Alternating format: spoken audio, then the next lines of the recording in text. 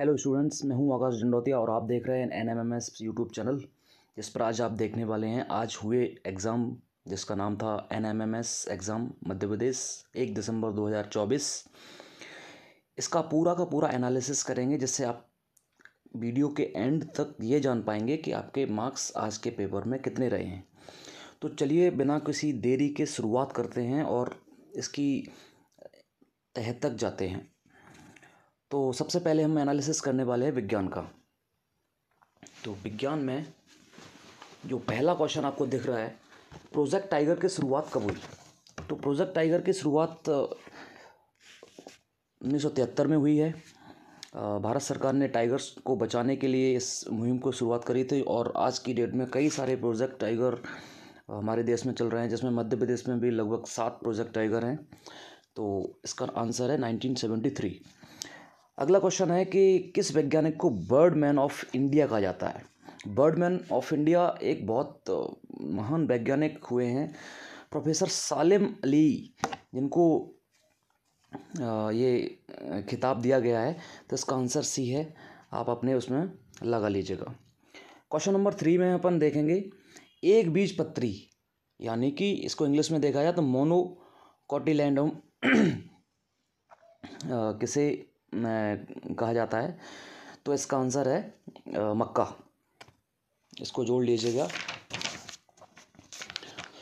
Question number 4 में देखेंगे कि किस एक पेड़ की जो जड़ होती है ना, वो मूसला जड़ होती है। मूसला बोले तो टैप रूट। एक्चुअली में जड़ें 2 प्रकार की होती हैं,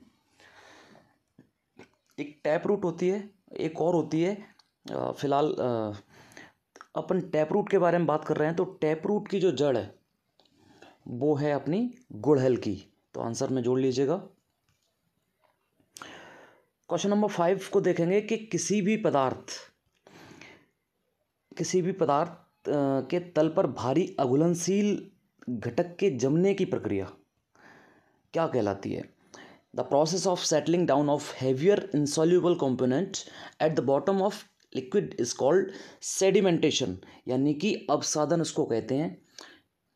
नंबर 6 क्वेश्चन में मोटा अनाज मिलेट्स, ये इसका आंसर गेहूं है। आप इसको जोड़ लीजिएगा। अगला क्वेश्चन है 7वां, किस विटामिन की कमी से, यानी कि कौन सा रोग होता है जो विटामिन सी की कमी से होता है? तो आप सभी जानते हैं कि विटामिन सी का नाम होता है एस्कॉर्बिक एसिड और इसकी कमी से एक जो रोग होता है वो है एस्कर्वी। बिग डिपर तारों को किस नाम से जाना जाता है? तो बिग डिपर तारों को सप्तऋषि तारामंडल है, जिसको अपन बिग डिपर तारों के नाम से जानते हैं। इसको जोड़ लीजिएगा। और अगला क्वेश्चन क्या के बारे में अगर हम चलें तो चंद्रमा एक चक्कर जो पृथ्वी का पूरा करता है वो कितने दिन में करता है? तो ये किसी बच्चे ने गलत लगा दिया है, 365। इसका सही आंसर है 27 दिन। और 88 दिन में बुध ग्रह अपने सूर्य की एक चक्कर पूरा करता है। 16 दिन तो कोई चक्कर नहीं लगाता। तो सही आंसर है 27 दिन। हेली धूमकेतु होते हैं जो हमारे सौरमंडल में पाए जाते हैं। उनमें से एक विशेष धूमकेतु है हेली, और ये पुच्छल तारा के नाम से जाना जाता है और इसको 76 साल बाद अपन देख सकते हैं। तो इसका आंसर अब जोड़ लीजिएगा। वैज्ञानिक कार्यों में तापमान के मापन का जो पैमाना है SI यूनिट्स, तो वो केल्विन है। सही आंसर इसका। ऐसे ही इसका जो भारत की मौसम महिला, यानी कि वेदर वुमेन ऑफ इंडिया के नाम से जो व्यक्ति जाना जाता है, यानी कि जो महिला जानी जाती हैं, उनका नाम है अन्ना मणि। तो सही आंसर बच्चे ने सही लगाया है, अन्ना मणि। और पित्त, निम्न में से पित्त बोले तो बाइल जूस होता है जो लिवर में पित्ताशय के द्वारा निकाला जाता है। उसमें ये इसका एक काम होता है, ये भोजन को पचाने में मदद करता है और भोजन का एक पार्ट है जिसका नाम है वसा, यानी कि फैट। तो फैट को पचाने में ये मदद करता है। इसका आंसर वसा है। राइजोबियम जीवाणु होते हैं और ये फली वाले पौधों की जड़ों में पाए जाते हैं, जिनमें गांठें पाई जाती हैं। और ये जीवाणु बहुत ही इंपॉर्टेंट जीवाणु, क्योंकि ये नाइट्रोजन को नाइट्रेट में बदलने का काम करता है पौधों के द्वारा मिट्टी से लेकर। तो इसका ये एक्चुअली में सहजीवी है, सहजीवी। तो इसका आंसर है ए। ओके, अगले क्वेश्चन पे देखें थे मानव शरीर में छोटी आंत की लंबाई। तो छोटी आंत की लंबाई 7.5 मीटर है। ये तो बहुत आसान सा प्रश्न है, आप जहाँ तक मेरा अंदाजा सब जानते होंगे। किसी ऊष्मा के बारे में ये क्वेश्चन है कि ऊष्मा एक स्थान से दूसरे स्थान तक जाने में किस किस तरीके से पहुंचती है। तो इसका बहुत आसान भाषा में अगर देखा जाए तो ऊष्मा, वैसे देखा जाए, मैं तीनों समझा दे रहा हूँ। संचालन, संवहन और विकिरण। ये बाष्पीकरण तो ये आंसर है ही नहीं किसी प्रकार से भी। तो 3 तरीके से ऊष्मा चलती है। तो ये ठोसों में, संचालन जो होता है ना वो ठोसों में चलती है, और संवहन होता है वो द्रव और गैसों में चलती है, और जो विकिरण चलती है जिसके लिए किसी भी माध्यम की ज़रूरत नहीं पड़ती है। तो इसका आंसर है कि जब एक कण मौजूद है प्रकृति में, वातावरण में, जो एक स्थान से दूसरे स्थान तक मूवमेंट कर रहा है, तो मूवमेंट करने के दौरान जो ऊर्जा का एक जगह से दूसरी जगह तक स्थानांतरण हो रहा है, तो वो संवहन की प्रक्रिया के द्वारा होता है। तो इसका सही आंसर है कन्वेक्शन। ओके, अगला क्वेश्चन बहुत आसान प्रश्न है, आप सभी ने सुन रखा होगा। फॉर्मिक एसिड होता है, यानी कि फॉर्मिक अम्ल होता है, जो चींटी के डंक में पाया जाता है। आपने देखा होगा कि जब चींटियाँ हम में से किसी को भी काट लेती हैं तो उस जगह पर थोड़ा सा चकत्ता टाइप का पड़ जाता है, थोड़ा सा फूल जाता है, स्वेलिंग हो जाती है और लाल पड़ जाता है। तो वो उसका कारण होता है कि चींटी के डंक में फॉर्मिक एसिड पाया जाता है, जो हमारे खून में मिल जाता है, जिससे उस जगह पर थोड़ा सा रिएक्ट कर जाता है वो। अगला क्वेश्चन का आंसर है CO2 गैस को चूने के पानी से प्रज्वलित किया जाता है तो वह दूधिया हो जाता है। और जिसके दूधिया रंग के किस वजह से एक्चुअली में दूधिया होता है, तो इसका आंसर है सही कैल्शियम कार्बोनेट। तो अगले क्वेश्चन पे चल रहे हैं। यदि मिट्टी बहुत क्षारीय है, मिट्टी के अलग अलग तरीके की मिट्टियाँ होती हैं, तो मिट्टी अम्लीय भी होती है, मिट्टी क्षारीय भी होती है, उदासीन भी होती है। तो यहाँ पे क्वेश्चन पूछा जा रहा है कि मिट्टी अगर बहुत अधिक क्षारीय है तो इसका उपचार किस विधि के द्वारा करेंगे। तो इसका उपचार के लिए हम लवण यानी कि नमक को मिलाने से ये नॉर्मल मिट्टी के रूप में परिवर्तित किया जा सकता है इसका। ऐसे ही एक क्वेश्चन जो धातु को सुरक्षित रखने के लिए दूसरी धातु को, यानी कि किसी धातु को जंग से बचाना है, तो जंग लगने से बचाने के लिए एक प्रक्रिया है जिसको अपन गैल्वनाइजेशन बोलते हैं, गैल्वेनीकरण। इसमें क्या होता है कि एक धातु को दूसरी धातु की एक पतली लेयर से चढ़ा दी जाती है उस पर। तो उससे क्या होता है कि वो धातु थोड़ी मजबूत भी हो जाती है, क्योंकि जो जंग लगने की प्रक्रिया है जो ऑक्सीजन और जल की मौजूदगी में होती है, इसकी गैल्वेनाइजेशन की वजह से वो नहीं हो पाती है। तो इसका आंसर गैल्वेनीकरण है, आप उसको कर लीजिएगा। ठीक है, ऐसे ही आगे बढ़ते हैं। 21 नंबर का जो प्रश्न है उसमें अपन देखते हैं। तो एक आराम से अपन, जैसे हम लोग अभी आराम की स्थिति में और सांस ले रहे हैं, तो जब हम कोई काम नहीं कर रहे होते हैं तो 1 मिनट में मात्र 12 से 15 बार सांस लेते हैं। अगर थोड़ा सा सांस लेने की जो प्रक्रिया है वो हमारे काम पर डिपेंड करती है। जब हम कुछ रनिंग कर रहे हैं तो बहुत ज़्यादा सांस लेंगे, नॉर्मल छोटा मोटा काम कर रहे हैं तो थोड़ा कम मीडियम सांस ले सकते हैं। लेकिन जब आराम की स्थिति में कुछ नहीं कर रहे होते हैं तो 12 से 15 बार सांस लेने में ही हमारा काम हो जाता है। तो इसलिए इसका आंसर पहला है।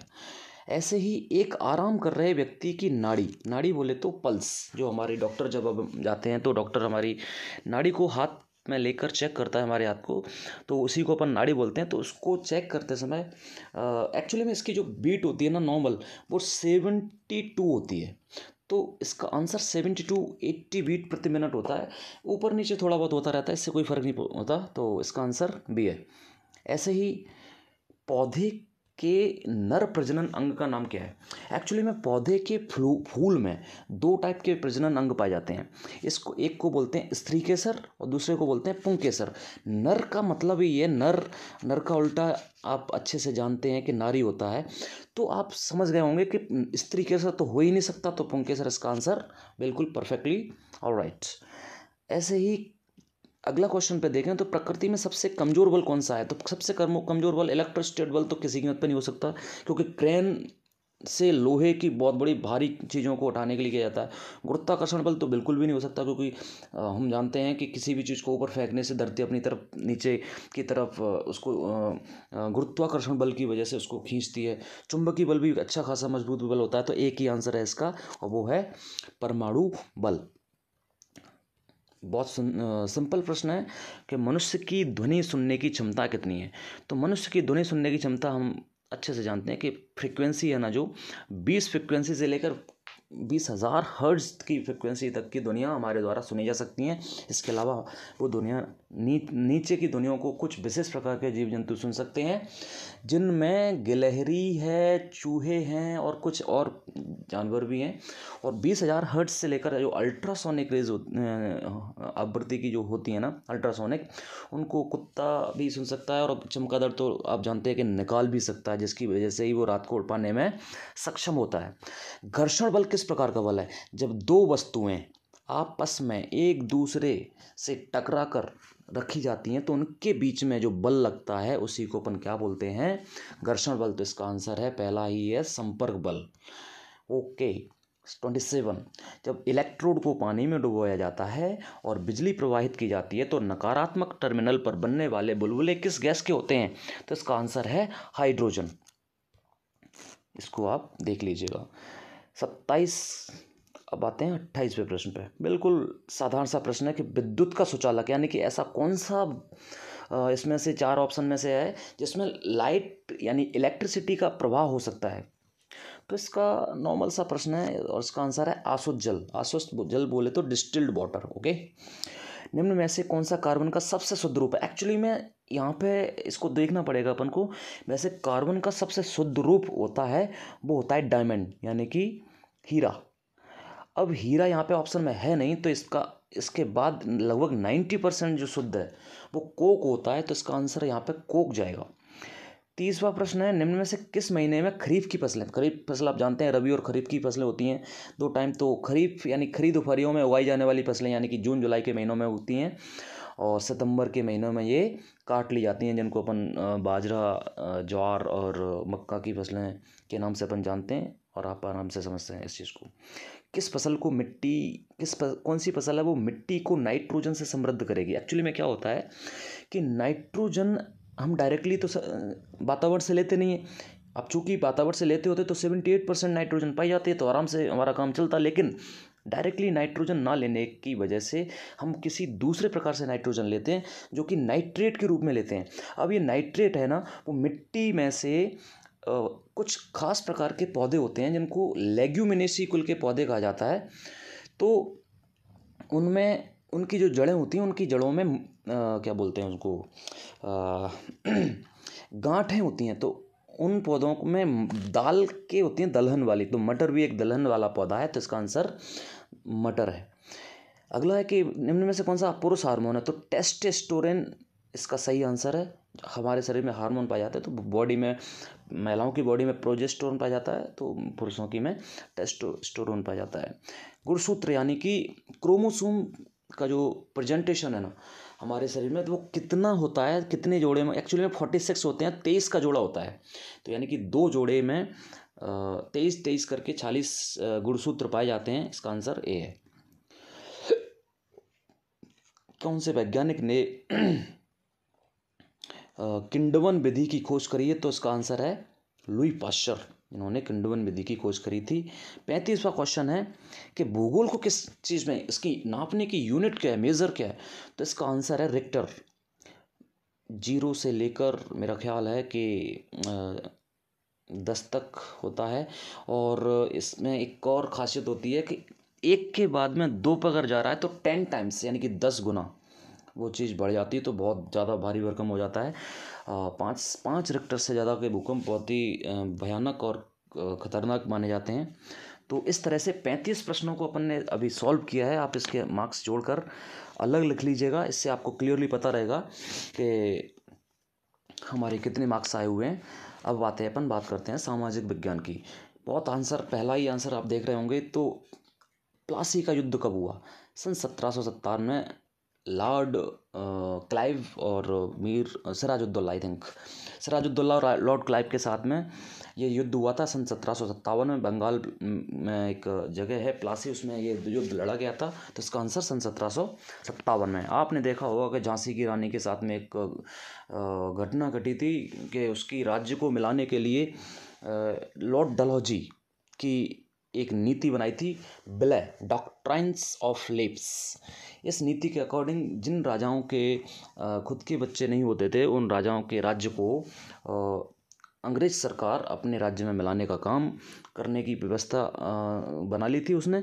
लेकिन कुछ लोग ऐसे थे जैसे कि झांसी की रानी लक्ष्मीबाई, जिन्होंने इस चीज़ का बहुत ज़्यादा विरोध किया और उसके लिए क्या नाम था, विक्टर ह्यूगो नाम के एक सेनापति से ज़बरदस्त लड़ी और वो इसी लड़ाई में सन 1857 में, इसी लड़ाई में वो शहीद भी हुई थी ग्वालियर में। तो इसका पूरा का पूरा एनालिसिस मैंने दे दिया इस नीति का। तो ये नीति का आंसर आपको देख ही रहे हैं, विलय नीति है। ओके, अब आगे चलते हैं। तो भू सुधार संबंधी रैयतवाड़ी प्रथा, महलवाड़ी प्रथा, भू स्थायी बंदोबस्त, ये तीनों की तीनों ये ब्रिटिश शासन ने चालू करी थी और अपने सभी क्षेत्रों में करी थी। इसका आंसर डी है। आर्य समाज की स्थापना किसने करी थी, आप अच्छे से जानते हैं, स्वामी दयानंद सरस्वती जी ने आर्य समाज की स्थापना करी थी। इन्होंने एक किताब की भी रचना करी थी, इसका नाम था सत्यार्थ प्रकाश।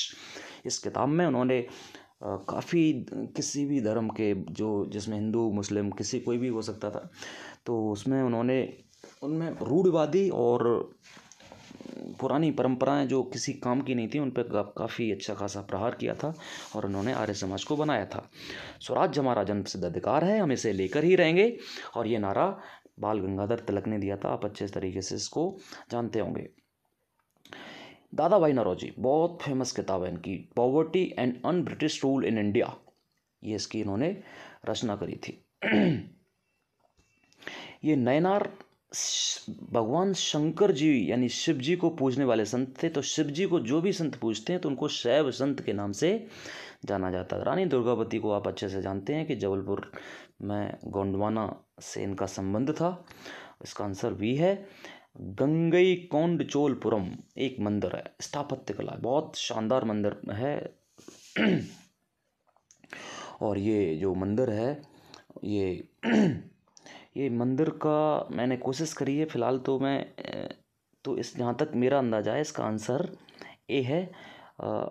इसको आराम से अपन इसलिए भी कर सकते हैं कि तीनों के तीनों जो लोग हैं वो साउथ इंडिया यानी कि दक्षिण भारत में नहीं थे, तो इसका राजेंद्र प्रथम ही थे जो चोल साम्राज्य से रिलेटेड थे, तो इसका आंसर राजेंद्र प्रथम ही है। इतिहास के स्रोत जानने के कौन से स्रोत ऐसे हैं जो इसमें ऑप्शन में उपलब्ध नहीं है, तो जाहिर सी बात है सिक्कों से इतिहास जाना जाता है, शिलालेखों से इतिहास जाना जाता है, स्थापत्य कला से भी इतिहास जाना जाता है। लेकिन आधुनिक भवन में अपन अपना खुद का घर भी आ सकता है, तो क्या अपन अपने खुद के घर से इतिहास जान सकते हैं? तो मेरे ख्याल से बिल्कुल भी नहीं। तो इसका आंसर सेम आधुनिक भवन है। गीत गोविंद बहुत फेमस किताब है जयदेव की, गीत गोविंद इसका आंसर है जयदेव। असहयोग आंदोलन गांधी जी का पहला बड़ा आंदोलन जिसने पूरे भारत में अपनी पकड़ बनाई थी, जैसे जो चौरा चौरी घटना के बाद में गांधी जी ने पीछे हाथ खींच लिए थे इसमें। तो 1921 टू 1922 में इस आंदोलन को गति मिली थी। इसका आंसर इसलिए सी है। अब ये कह रहे हैं कि मानव निर्मित संसाधन यानी कि ऐसे संसाधन जिनको मानव ने बनाया है। तो मानव ने बन तो नहीं बनाए, नदियों का जल भी नहीं बनाया, सूर्य का प्रकाश भी नहीं बनाया, यानी कि ये तो प्राकृतिक है। तो अपने आप तो कोई से किसी भी व्यक्ति ने इसको, कैंसर की जो दवाइयाँ होती हैं वो ही इंसान ने बनाई हुई हैं इनमें से, तो आराम से इसको अपन दे सकते हैं। घरों की छत पर वर्षा जल ग्रहण करने एकत्रित करने की प्रक्रिया क्या कहलाती है? तो बहुत ही नॉर्मल सा प्रश्न है और इसका आंसर संचयन है, यानी कि जल को संचय करना। इसको इंग्लिश में रेन वाटर हार्वेस्टिंग बोलते हैं, जो कि आपको इसमें स्पष्ट इंग्लिश में दिखाई दे रहा है। सेरीकल्चर रेशम उत्पादन, पिसीकल्चर मत्स्य उत्पादन, विटीकल्चर अंगूरों की खेती, हॉर्टिकल्चर उद्यान। तो इसका आंसर क्लियरली ये दिख रहा है, ए। आगे बढ़ते हैं। सुनहरा रेशा, जूट या पटसन, तो इसका आंसर जूट या पटसन को कहा जाता है। कॉफ़ी का प्रमुख यानी कि दुनिया में सबसे ज़्यादा कॉफ़ी कहाँ होती है? तो इसका आंसर है ब्राज़ील। इसका आंसर है ए। निम्न में से कौन सा एक कुटीर उद्योग का उदाहरण नहीं है? कुटीर उद्योग का मतलब होता है छोटे छोटे उद्योग जो नॉर्मल ज़्यादा पैसों के बिना भी किए जा सकते हैं, घर में किए जा सकते हैं। तो आप देख रहे हैं क्वेश्चन का, टोकरी बुनाई, हस्तशिल्प, अचार या पापड़ बनाने, इन तीनों उद्योगों को घर पे किया जा सकता है। लेकिन बुनियादी ढांचा यानी कि construction end of fundamental frame, इनको घर पे नहीं किया जा सकता। ये बड़े और भारी उद्योगों में इसका नाम आता है, इसलिए इसका आंसर सी है, जोड़ लीजिएगा। 54, बहुत प्रश्न, आसान सा प्रश्न इन्होंने दे दिया है कि 5 जून को पर्यावरण दिवस मनाया जाता है, इसको कोई भी आदमी कर ही देगा। उच्च ताप पर और उच्च दाब पर चूना पत्थर एक चीज़ में बदलता है और उस चीज़ का नाम है संगमरमर, और ये कायांतरित चट्टान का एक उदाहरण है, आप अच्छे से समझते हैं, जानते हैं तो देख लो इसको। दिन में 2 बार महासागरीय जल का उठना और गिरना, मैंने अभी बताया था आपको कि गुरुत्वाकर्षण बल सूर्य और चंद्रमा का गुरुत्वाकर्षण बल होता है तो पृथ्वी पर लगता है। पृथ्वी मान लो जे है, सूर्य मान लो जे है, तो सूर्य अपनी तरफ खींच रहा है मान लो, और चंद्रमा अपनी तरफ खींच रहा है पृथ्वी को, तो दोनों जो बल लगता है दोनों के, तो गुरुत्वाकर्षण बल, तो उनको अपन बोलते हैं ज्वार भाटा, जो दिन में 2 बार आते हैं। क्लियर? ओके,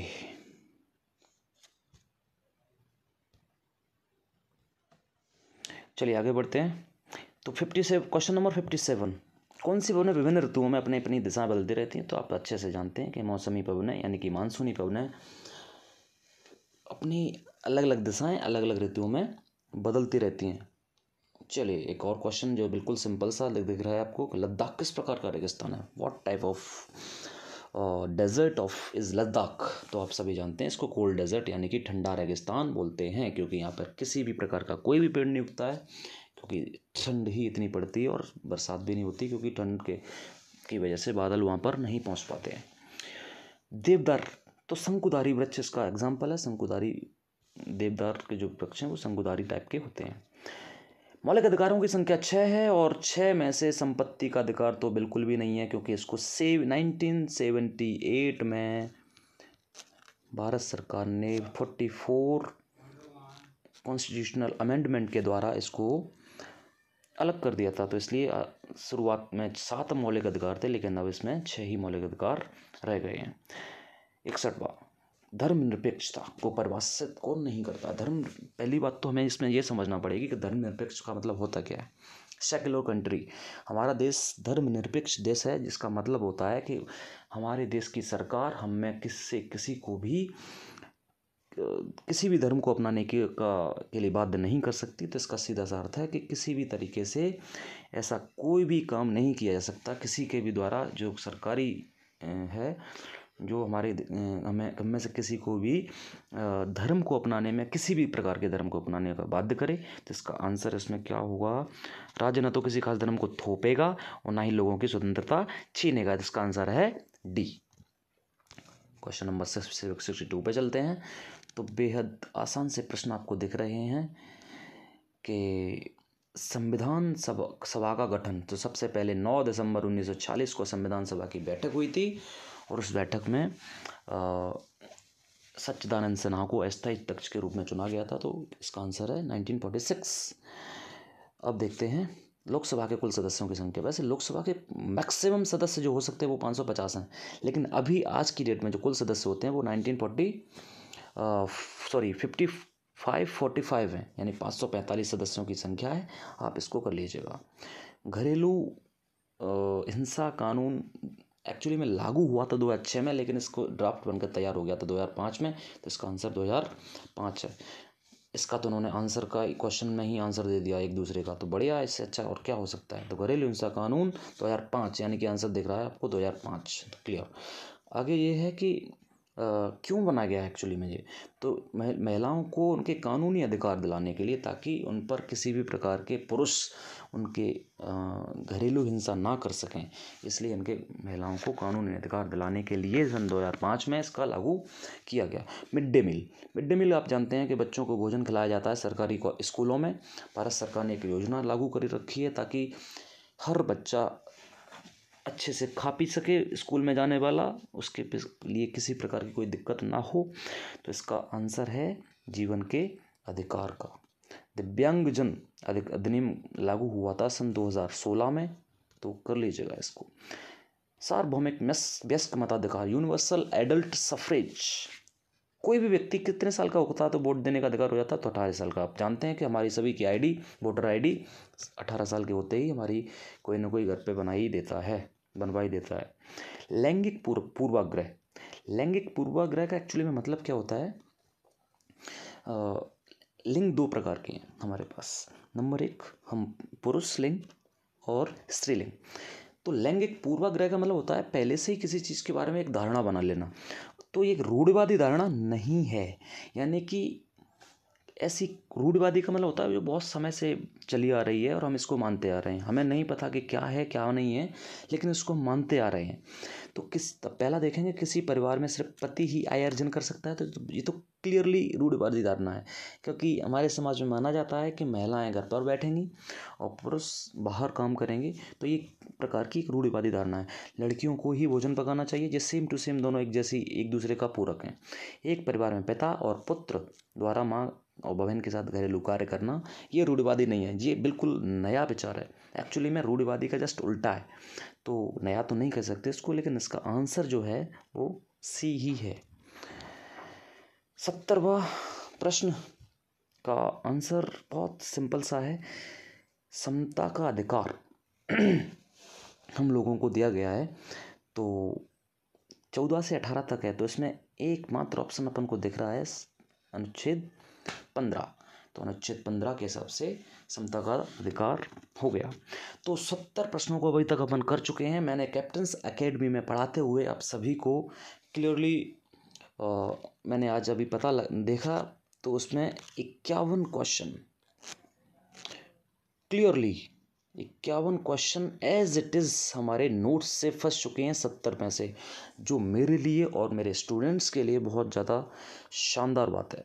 और मुझे गर्व है इस बात पे कि इतने कम समय में हम इतने नज़दीक एग्ज़ाम के पहुंच गए, और उनमें से लगभग 60 से 70% बच्चों का सिलेक्शन यहाँ से होना तय है। अब अपन चलते हैं मैथ पे।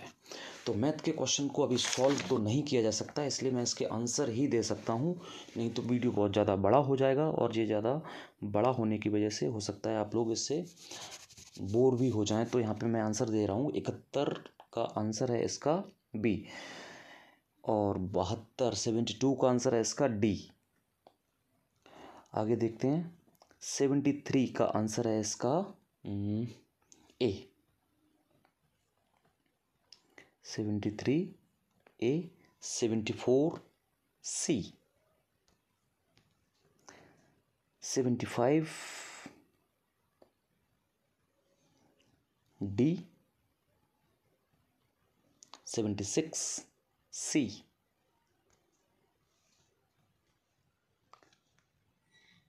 77 बी, 78 बी,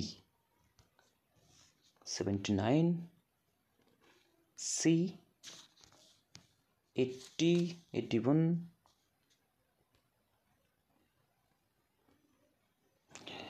80 का आंसर है ए, और 81 का आंसर है 80 का आंसर है सी, और 81 का आंसर है ए। 82 का आंसर है ए, 83 का आंसर है सी,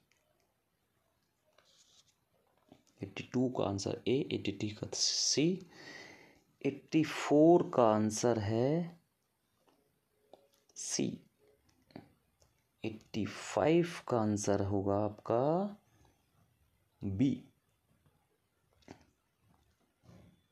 86 का आंसर होगा बी, 87 का आंसर होगा सी, 88 का आंसर होगा बी, 89 का आंसर होगा सी, 90 का आंसर होगा आपका ए। तो मेरा ख्याल है, अगर मेरे स्टूडेंट्स ने ढंग से पेपर जो फंसा हुआ है, जो हमने पढ़ा है, उनमें से जो आया है वो ही अगर किया होगा, तब भी इस पेपर में इनके मार्क्स 55 से ऊपर आने की संभावना पूरी है, जो बहुत शानदार स्कोर के रूप में माना जाएगा। और आप लोग जो 90 क्वेश्चंस देख चुके हैं, तो आप इसके जोड़ लीजिएगा। और इसके बाद हम एक और वीडियो बनाएंगे जिसमें रीजनिंग के पूरे का पूरा एनालिसिस होगा, जो रात तक हम इसमें अपलोड कर देंगे। तब तक के लिए आप इसको करिएगा।